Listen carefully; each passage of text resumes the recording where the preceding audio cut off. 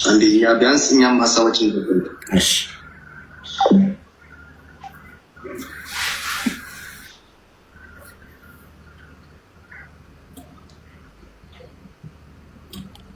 ሱራ አልችልም ብሏል። ዛሬ አልችልም፣ ዛሬ መግባት አልችልም ጠዋት ብሏል እና ምናልባት ጠዋት ማድረግ የምትችሉ ከሆነ ተስፋዬ እናንተ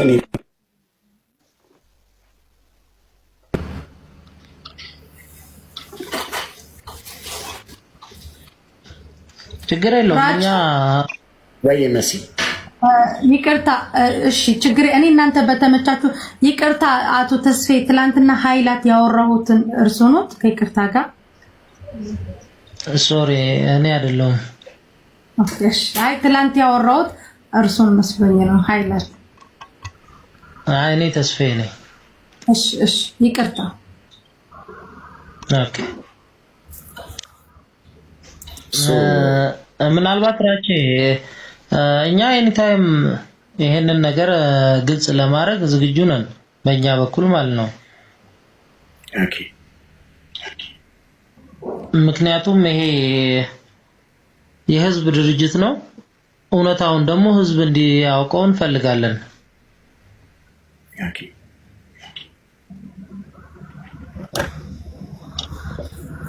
ኦኬ ሶ ነገ ጠዋት ላይ ወይ 5 ሰዓት ላይ እሱ በተገኘበት መሆን ይችላል ማለት ነው። ነገ ኤኒ ታይም መሆን ይችላል። ግን ቢቻል ደግሞ አሁን ገብቶ ያው ጉዳዩ አርጀንት እስከሆነ ድረስ አሁን ገብቶ ያለውን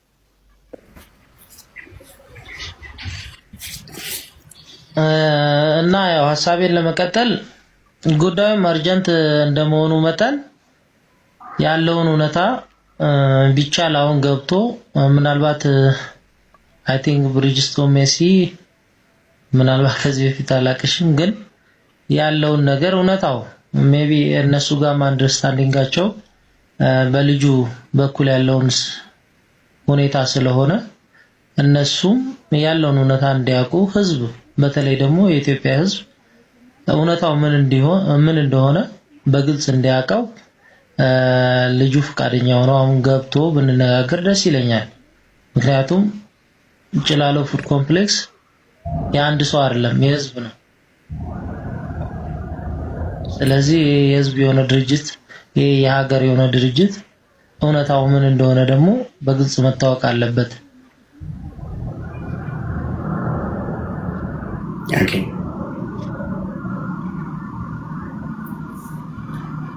ኦኬ አቶ ተስፋዬ ይቀጥሉ።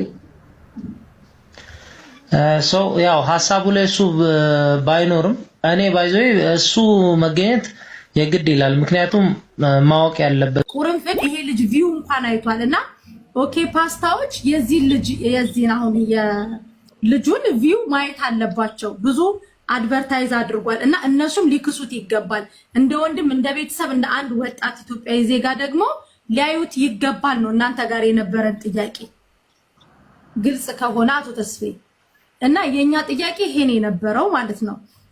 መጀመሪያ ላይ ግን አልተረዳንም ነበር። ደውለን ስንጠይቅ ግን ሁሉንም ነገር ልጁ አስረዳና እኛ ዛሬ ሰንበት ነው የሥራ ቀን ነው እኛ መጠየቅ ያለብን የተረዳነው ነገር አለ።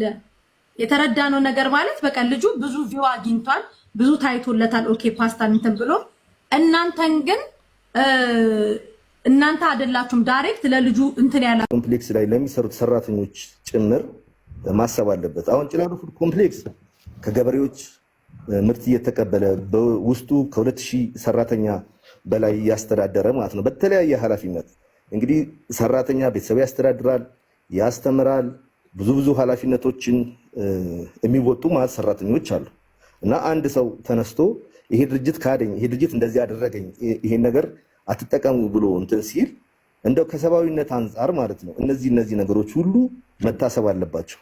እኔ 1 ሚሊዮን ያጣሁት ግን እንደዚህ አይነት ቢፈጠር ምን አይነት ኮንሲኩዌንስ ይደርሳል ሌላው ላይ ትልቅ ኃላፊነት ማለት ነው።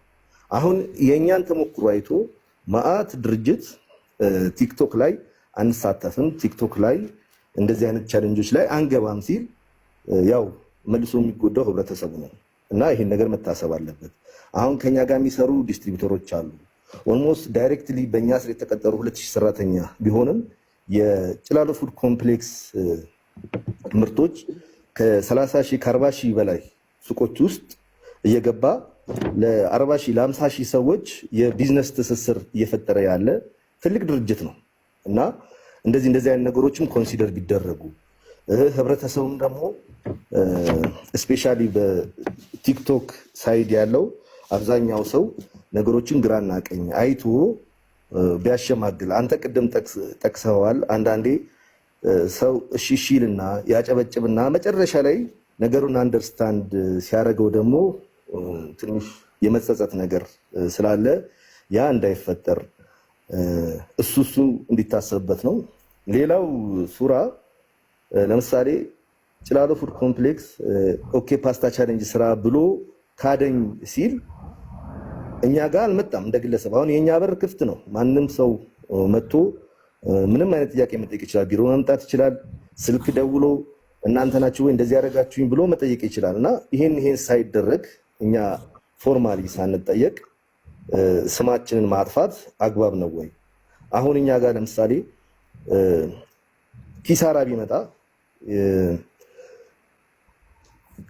ተጠያቂነት ሊኖርም ስለሚችል እንደዚህ አይነት ነገሮች ቢታሰቡበት ለማለት ነው። አሁን አንተ የወሰድከው ኢኒሼቲቭ በእውነቱ በጣም ጥሩ ነው፣ ሊያስመሰግን ይገባል እና ነገ ሱራንም አምጥተህ ብናዋራው ጥሩ ነው።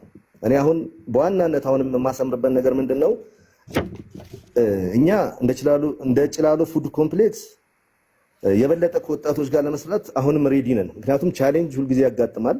እንደዚህ አይነት ቻሌንጆች ሲመጡም በመነጋገር እውነታው በግልጽ ወጥቶ እየተማማርን እንድንቀጥል ነው የምፈልገው።